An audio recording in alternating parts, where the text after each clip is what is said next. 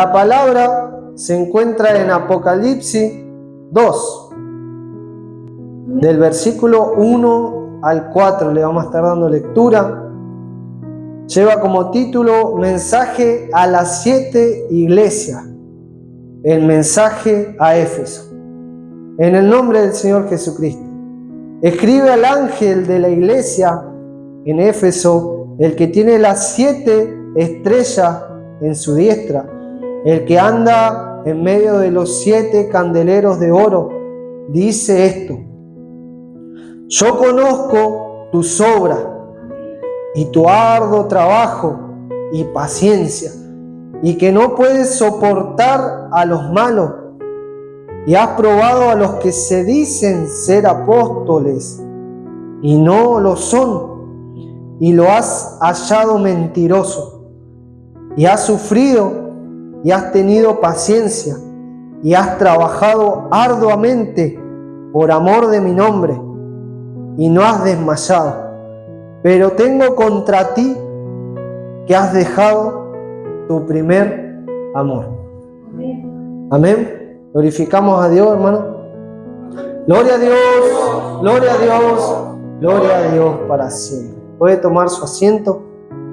Un mensaje muy lindo que los trae para nosotros, amén. Y los hablaba que esta era una iglesia que hacía muchas cosas y tenía celo de la palabra, amén, pero que había dejado lo fundamental, que es el amor. El primer amor no es solamente por un determinado tiempo, hermano. Cuando el Hijo de Dios se convierte, acepta a Cristo, ese amor tiene que ser del principio a fin. No es un determinado tiempo que solamente se obtiene ese primer amor y luego se pierde, sino que el Hijo de Dios siempre debe tener ese primer amor hacia Dios, hacia su palabra. Pero vamos a ver qué es el amor. La palabra de Dios nos habla en 1 Corintios 13, del 4 al 8, nos dice: el amor es sufrido, es benigno, el amor no tiene envidia, el amor no es jactancioso, no se envanece, no hace nada indebido, no busca lo suyo, no se irrita, no guarda rencor, no se goza de la injusticia, mas se goza de la verdad. Todo lo sufre, todo lo cree, todo lo espera, todo lo soporta. El amor nunca deja de ser, pero las profecías se acabarán y cesarán las lenguas y la ciencia acabará. Y en 1 Corintios 13:13 nos dice: y ahora permanece la fe, la esperanza y el amor. Estos 3, pero el mayor de ellos es el amor. El mayor de ellos es el amor. Su palabra nos dice que si nosotros tenemos amor, no va a haber envidia en nuestro corazón. Dice que no es jactancioso, que no se envanece.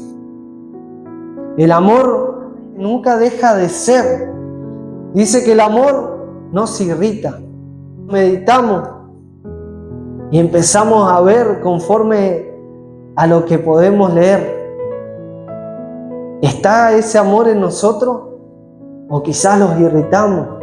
Dice que no tiene envidia, no se goza de la injusticia, más se goza con la verdad. Y la verdad es la palabra de Dios. Nosotros, si los analizamos, podemos ver si realmente tenemos ese amor que nos dice la Escritura. El gran mandamiento, que lo sabemos, Nos dice en Marcos 12, del 29 al 30. Jesús respondió: el primer mandamiento de todo es: oye Israel, el Señor nuestro Dios, el Señor uno es. Y amarás al Señor tu Dios con todo tu corazón y con toda tu alma y con toda tu mente y con toda tu fuerza. Este es el principal mandamiento. ¿Amaremos realmente a Dios con toda nuestra fuerza?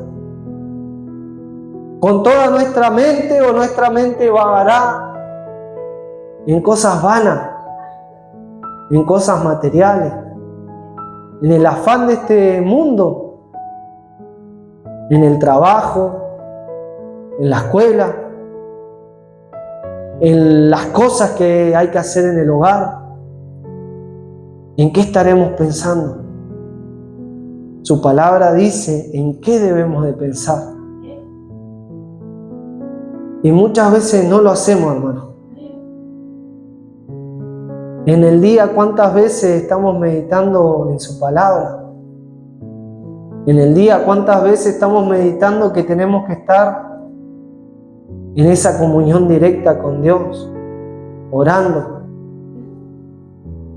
¿Y sabe por qué le digo esto, hermano? Porque me miro a mí mismo. Nos levantamos y oramos a la mañana y recién oramos hasta la tarde, si es que oramos a la tarde, o oramos de vuelta en la noche. Me faltó decir, oramos para comer, porque ahí los acordamos de orar. Pero estamos en esa comunión con Dios. Cuando tenemos un problema, ¿qué hacemos? ¿Los enojamos y queremos resolverlo? ¿O oramos ante Dios? Pero ya pasó 1 o 2 horas y ya capaz ese enojo se transmitió a la familia, hermano. Llegó con ese enojo a la casa y ya la casa fue otra cosa y no se oró. El mensaje a la iglesia de Éfeso proviene de nuestro Señor Jesucristo, que comienza: yo conozco tus obras. O sea que era una iglesia que estaba haciendo obra. Él conocía la condición de la iglesia y todo lo que la misma hacía. Tus obras, tu arduo trabajo y paciencia. Ellos trabajaban en la obra y se esforzaban por mantener la moral y la sana doctrina. Una iglesia que quería tener esa sana doctrina. Y le sigue diciendo que no puede soportar a los malos. Expresa el celo de la iglesia en su cuidado de la disciplina dentro de la misma. Era una iglesia celosa. Y has probado a los que se dicen ser apóstoles y no lo son, y los has hallado mentirosos. Probaban a aquellos que pretendían ser apóstoles. Esto implica que conocían bien la sana doctrina, conocían la palabra, la escritura. Esto le permitía diferenciar el bien o el mal o el error. O sea que era una iglesia con conocimiento, una iglesia que trabajaba, que se esforzaba, una iglesia que no le gustaba lo vano, lo profano, la mentira. Pero habían dejado algo muy importante. Habían dejado el primer amor. La pregunta para nosotros es: ¿qué hemos dejado de hacer nosotros para Dios? Muchas veces pensamos que estamos bien porque venimos a la iglesia, venimos a la oración, venimos y trabajamos para Dios. Y si nombramos todas estas cosas, quizás decimos, no estamos dejando de hacer nada para Dios. Lo estamos haciendo. Estamos cantando alabanza. Estamos predicando. Estamos subiendo videos para acercarlos a aquellas almas que quizás no las vemos, no las conocemos, pero por medio de la plataforma los estamos acercando. Podemos decir dentro de nosotros, estamos trabajando y no hemos dejado de hacer nada. Pero ese primer amor está en nosotros. ¿Está ese anhelo? ¿Está esa necesidad de poder hacerlo para agradar a nuestro Dios? La Biblia nos dice en Juan 14:15, si me amáis, guardad mis mandamientos. Y también nos habla del joven rico en Mateo 19, del 16 al 22. Nos dice que vino aquel joven rico diciéndole, ¿qué haré para tener la vida eterna? Y él le dijo, ¿por qué me llamas bueno? Ninguno hay bueno sino uno, Dios. Mas si quieres entrar en la vida eterna, guarda los mandamientos. Y él le dijo, ¿cuáles? Y Jesús dijo, no matarás, no adulterarás, no hurtarás, no dirás falso testimonio, honra a tu padre y a tu madre, y amarás a tu prójimo como a ti mismo.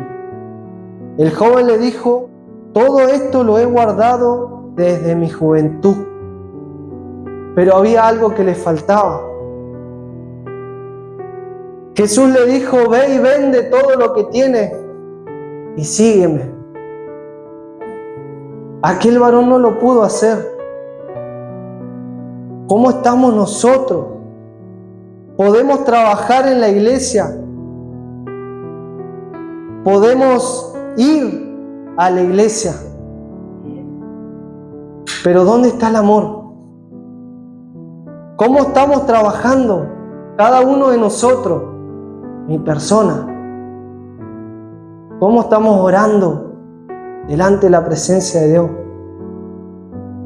¿Cómo venimos al servicio? Y si los meditamos a nosotros mismos, podemos ver si realmente está ese amor hacia Dios o no.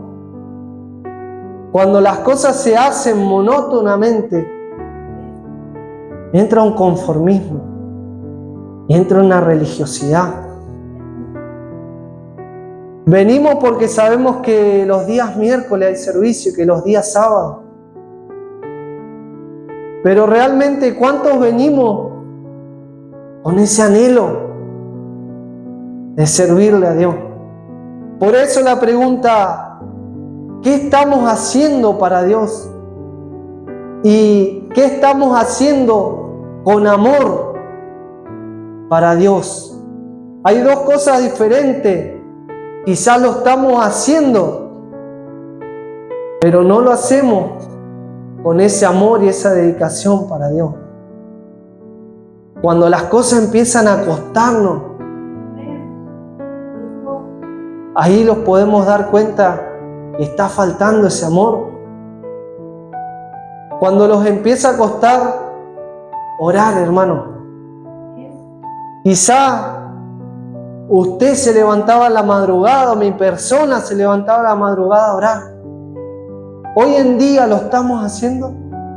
Quizá usted dice, hermano, yo antes escudriñaba las escrituras y podía estar leyendo media hora o una hora y el tiempo se pasaba rapidísimo y quedaba con ese anhelo de seguir leyendo. Pero cuando se empieza a ir ese primer amor, se leen las Escrituras y no se encuentra esa plenitud, no se encuentra esa esencia en la palabra. No queda uno con esa hambre espiritual de querer seguir leyendo. Cuando se viene al servicio y no es con amor, pareciera que las horas nos pasan más. Pero cuando se viene con ese anhelo, ya se levanta uno diciendo: hoy es miércoles, hoy tengo servicio. Y meditaba en mi persona: ¿estará ese amor que me habla la palabra en mí? Realmente, ¿cómo estamos como iglesia? ¿Cómo estaremos caminando?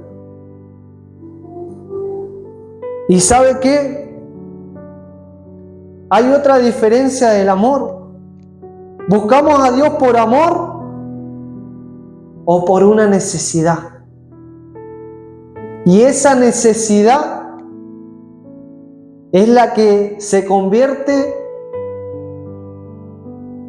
en esa motivación para seguir viniendo, por así decirlo, para seguir buscando de Dios. ¿Lo buscamos por amor o por una necesidad? Y una necesidad puede ser: voy porque necesito sanidad, voy porque necesito una restauración, voy porque necesito esa bendición material. ¿Por qué es que estamos viniendo nosotros? ¿Por amor o por necesidad? Que nosotros los podamos meditar. Otra reflexión: nos ocupamos mucho de la viña, pero no nos ocupamos de mantener esa comunión con el dueño de la viña. ¿Qué quiere decir esto? Que podemos estar trabajando, pero no tenemos esa comunión con el dueño de la viña, que es Cristo, que es su Espíritu Santo. ¿Cómo estamos hoy, iglesia, pueblo? Vemos algunos de los síntomas que nos permiten identificar si hemos perdido el primer amor. La vitalidad espiritual es el fruto de una comunión viva con nuestro Señor Jesucristo. Es reemplazada esta por una rutina. Hay pérdida de gozo en la persona. Hay pérdida de gozo en el servicio. Hay pérdida de gozo en la palabra. ¿Qué sería esto? Pareciera que la palabra no nos llega. Si los acordamos tiempo atrás, cuando estábamos anhelando esa palabra que tenía el Señor Jesucristo para nosotros, y los tocaba y empezábamos a orar y le decíamos: sí, Padre, ese soy yo. Pero cuando entra ese conformismo, muchas veces decimos: eso no es para mí. Hoy nos habla su palabra, que cómo estamos nosotros, cómo está nuestro corazón. ¿Estará con ese corazón de piedra, insensible ante la presencia de Dios? Y su palabra me habla a mí primeramente, hermano. Su palabra nos habla para que podamos volverlos a ese primer amor. Que Dios los ayude. La vida de la iglesia se convierte en algo monótono, aburrido. Las predicaciones, la palabra ya no lo sentimos cómodo, ya no lo llenan. Pero en la palabra de Dios podemos ver hombres y mujeres que tuvieron ese amor inalterable hacia Dios. Podemos meditar el amor verdadero que tenía David a Dios. Se refleja en la palabra, en lo que podemos leer, en los salmos que escribía, en la adoración que elevaba a Dios. Inclusive al equivocarse, el arrepentimiento y cómo buscaba ese perdón de Dios. Podemos ver en su palabra que David se equivoca y sale a pelear una batalla que no era la batalla que él tenía que pelear. Y a causa de esto, cuando él regresa, ve que todo el campamento donde estaba él lo habían tomado, lo habían raptado y se habían llevado a todas las mujeres y los niños, dice. Y no nos olvidemos que David era un hombre de guerra, hermano.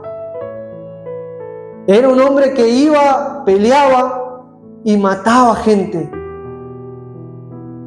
Era un guerrero.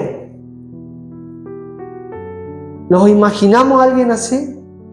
Pero aquel varón, aquella persona, cuando vio todo aquello, reconoció su error. ¿Y sabe qué hizo? No salió detrás para ir a buscar enseguida, sino que buscó primeramente a Dios. Y dice que lloró, hermano. Aquel hombre que era fuerte, que salió a la batalla, dice que lloró. Y no solamente él, dice que los valientes de David, todos lloraron. Y le preguntaron a Jehová, diciendo, ¿los alcanzaremos? En otras palabras, diciéndole, es tu voluntad que vayamos. Quizás yo no lo puedo alcanzar, pero más tú sí. Perdóname. Y Jehová le respondió, ve, porque los alcanzará. Ese corazón humilde que reconocía su error y sabía dónde tenía que buscar. También podemos ver a Daniel, el amor verdadero que tenía Daniel, que al ser cautivo y llevarlo a Babilonia, propuso en su corazón no contaminarse, hermano. ¿Nos podemos imaginar eso? Alguien que lo sacan de su casa, de su hogar, de su pueblo, hermano, y lo tienen preso, por así decirlo. Muchas veces hasta cosas más pequeñas nosotros los enojamos. ¿Dónde estaba Dios? Pero Daniel no dijo eso, hermano. Daniel dice que propuso en su corazón no contaminarse. Pero no solamente eso, sino que Daniel, pasando el tiempo, viene un edicto que no se podía orar. Pero él dijo, no, yo voy a orar delante de la presencia de Dios. Porque él sabía quién lo sustentaba. Y aquello, ¿sabe qué le aconteció? Ser encerrado en un foso con leones, hermano. Muchas veces lo leemos y vemos que es algo normal, como que lo hubiesen encerrado con 3 gatitos. Eran leones, hermano. Imaginémoslo a nosotros estando en esa situación y que nos digan, bueno, ahora te vamos a encerrar en el foso de los leones. Quizás nosotros hubiéramos dicho, pero te está orando a ti. ¿Por qué permites esto? Mas Daniel oró, y a causa de esa oración la boca de aquellos leones fue cerrada, dice. A causa del poder de Jehová. Podemos ver a Isaías En Isaías 6, 8 nos dice: después oí la voz de Dios que decía: ¿a quién enviaré? ¿Quién irá por nosotros? Entonces respondí: yo, heme aquí, envíame a mí. Ese es el amor que tenía Isaías hacia Jehová. Nosotros haríamos oídos sordos. Envía a otro. Hoy no puedo. Que Dios los ayude para poder volverlos al primer amor. Es un llamado al arrepentimiento. Su palabra nos dice: recuerda de dónde has caído. Debemos recordar de dónde caímos. El primer paso para llegar al arrepentimiento es darnos cuenta de que hemos dejado algo. Y para ello debemos recordar dónde estábamos. Recuerda de dónde has caído. A causa de eso no se encontraba el primer amor en aquella iglesia. Haz las primeras obras. Haz las primeras obras, les decía. Que el Señor Jesucristo los ayude. Que podamos tener en nuestro corazón ese amor. Porque a mi persona esto me llevó a meditar si realmente tengo ese amor hacia Dios. ¿Cómo estoy delante de la presencia de Dios? En Efesios 5:14 nos dice: por lo cual dice, despiértate, tú que duermes, y levántate de entre los muertos, y te alumbrará la luz de Cristo. Que la luz de Cristo nos pueda alumbrar para seguir, que podamos encontrar ese primer amor, que no lo dejemos olvidado aquel amor, que no caminemos siendo necios, olvidándolos de aquel amor, sino que lo recuperemos, hermano, que podamos recuperar aquel primer amor y podamos caminar de la mano de nuestro Dios. Amén. Hasta acá va a ser la palabra, una palabra que me hablaba a mí primeramente, hermano. Amén. Que Dios los bendiga.